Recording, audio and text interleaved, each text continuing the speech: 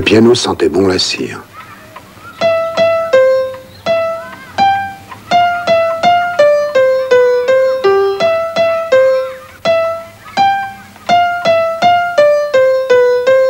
Les yeux mi-clos, ce n'était pas l'ivresse, non.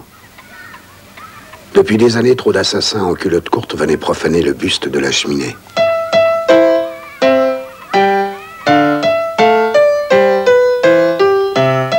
Julie songeait.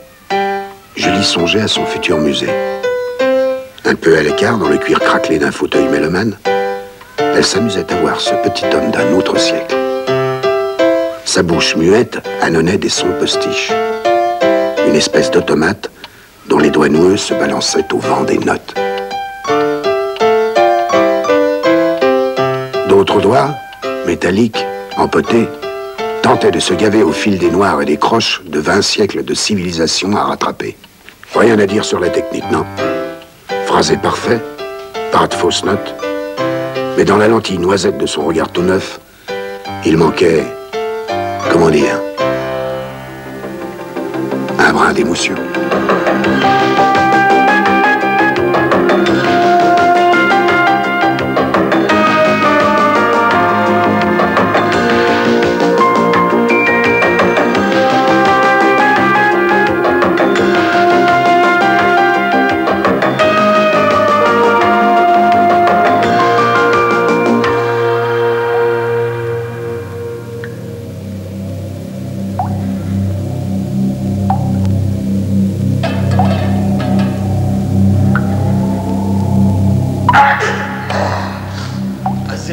Je suis allergique.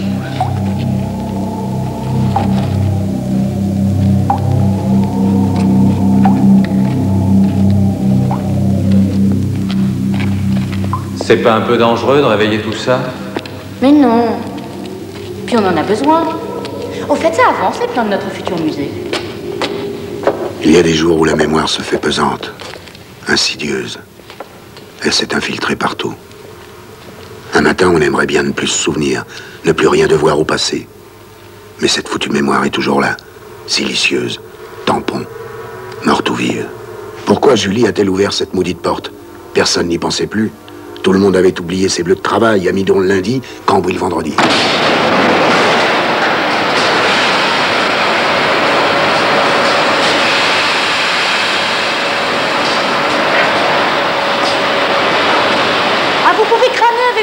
Flexible. Ça aussi, c'était la révolution à l'époque. Qui se souciait encore de ces vieilles dames dentelées, rigides, collet monté? Il faut jalonner, mesurer le chemin parcouru. On n'est pas au bout de nos peines. Le passé est bien bruyant et bien gras, Madame Souvenir. Ce sont les douleurs de l'enfantement, Monsieur l'ingénieriste.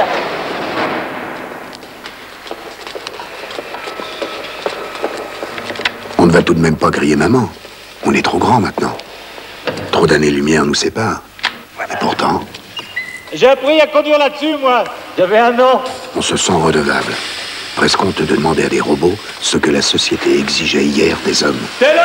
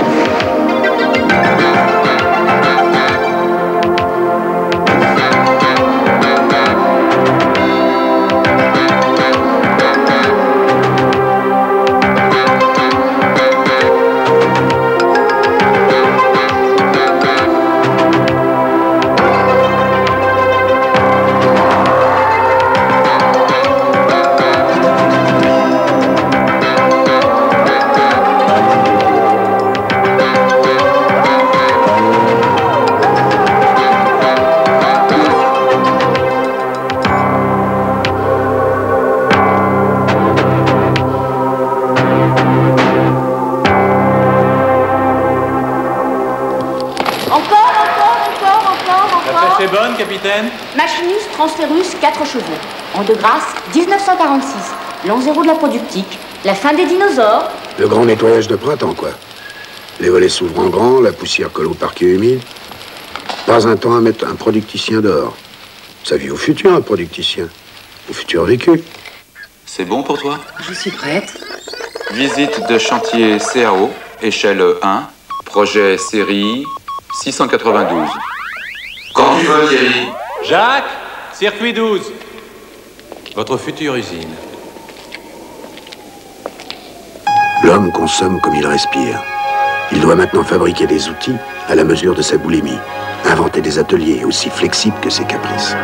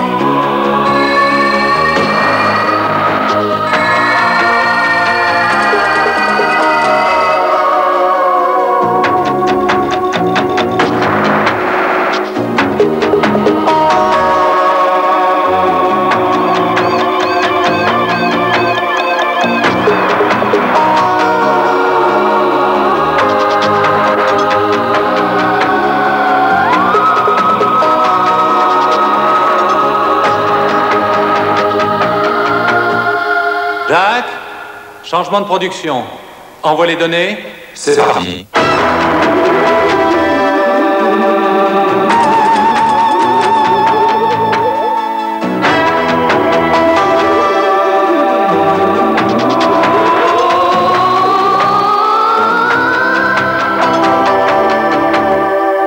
Visualisation des connexions. Ok, j'envoie.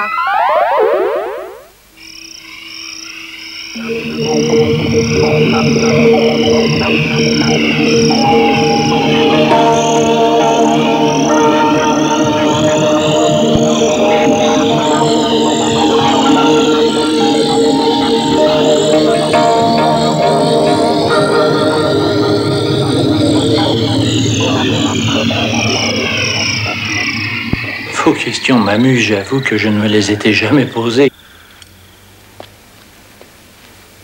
J'ai toujours eu une vision plus globale de mon métier. J'aurais pu me réincarner dans une fleur, je vais revivre dans un système expert, dans une machine, si on m'avait dit ça un jour. Et pour un contrôle d'alésage, combien faites-vous d'opérations? Eh bien, je commence par dégauchir ma pièce. J'étalonne mon trusquin en le mettant à 0. Je prends ma mesure. Et cette mesure, vous la mémorisez comment? Ben, je commence par la lire. Et je marque la cote sur la pièce elle-même et sur la fiche de suivi. Et si vous remarquez une dérive de fabrication? Alors, je le signale sur ma fiche de suivi et j'envoie mes fiches au service qualité.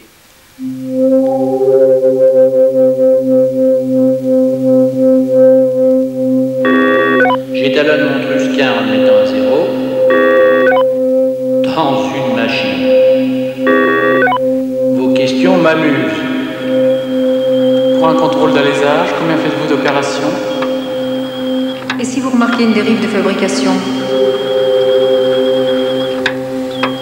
Et cette mesure, vous la mémorisez comment?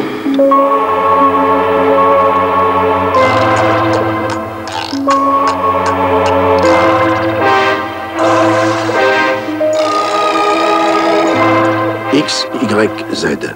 3 dimensions pour donner le vertige à un rodin d'acier.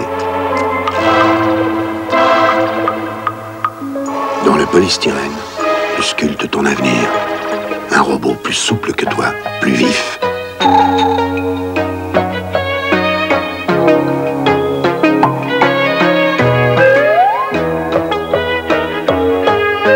Et pendant que ton fils empile déjà ses premiers cubes, toi, tu t'apprêtes à prendre un jour le chemin de l'oubli. Tout va si vite chez les robots, mon bon monsieur.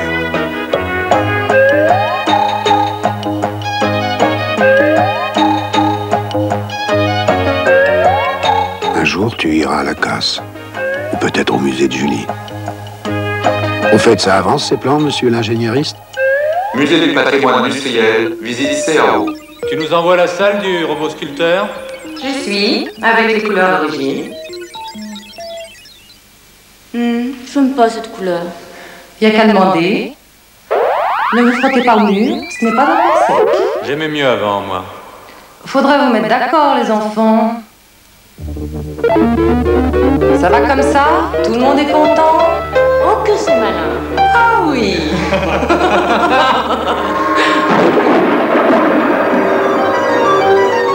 Sacrilège! Sorciers impudiques! Chacun de vos pas est un blasphème. Pour qui vous prenez-vous, vermisseaux prétentieux? Vous avez voulu que tourne la terre, que vole le plus lourd que l'air. Et aujourd'hui, vous vous prenez pour des créateurs!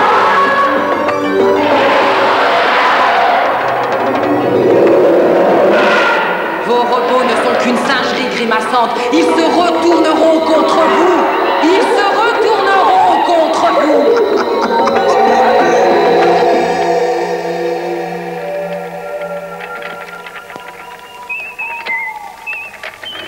Bon, pas de quoi pendre un sorcier. Nous savons bien que nos robots deviendront ce qu'on veut bien qu'ils deviennent.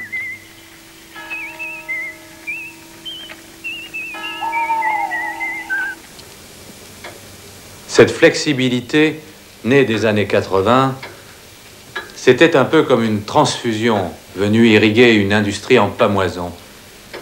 Mais maintenant, plus de goutte à goutte. Le malade a appris à vivre tout seul. L'outil productif était un système, il tend aujourd'hui à devenir expert. Désolée, plus de place en mémoire. Et on dira que les femmes sont bavardes. J'efface quelque chose ou j'ouvre un nouveau fichier? Non, tu gardes tout, on corrigera après. Alors on n'est pas couché. Je te dispense de tes réflexions. Je me tais, mon maître, je suis prête à boire tes paroles. Parle moins fort, tu vas la réveiller. Taylor, arrête un peu, hein, il est tard. Alors, on en était où? J'allais pénétrer dans la salle 14 du musée et raconter aux populations avides de savoir les prémices de l'intelligence artificielle. Pour rendre la machine plus intelligente, l'homme a dû définir au préalable le fonctionnement de sa propre réflexion.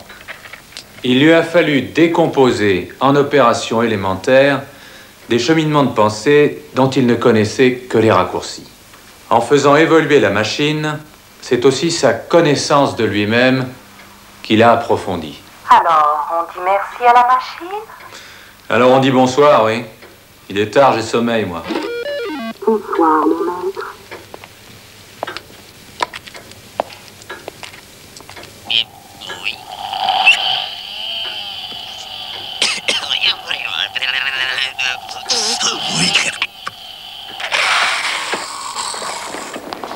Pour rendre la machine plus intelligente, l'homme s'est d'abord demandé ce qui se passait dans son propre cerveau. Il a ouvert tous les tiroirs qu'il trouvait dans sa tête pour voir comment c'était rangé dedans. Il s'est mis à enfiler ses idées les unes après les autres, comme les perles d'un collier. Pourquoi t'as pas de bras, toi? Je n'ai pas de bras parce que je n'en ai pas besoin. Moi, à la maison, mon robot, il en a deux. En faisant évoluer la machine... Comment tu te mouches? J'ai trouvé plus bavard que moi.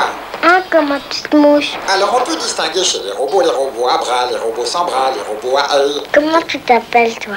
Je m'appelle 06. Il y a aussi le robot à pince, à les brosses. Je connais un robot 1000 pattes et un robot laveur. Comment je fais pour me moucher, moi? Bon, reprenons. 06. C'est pas un nom, ça.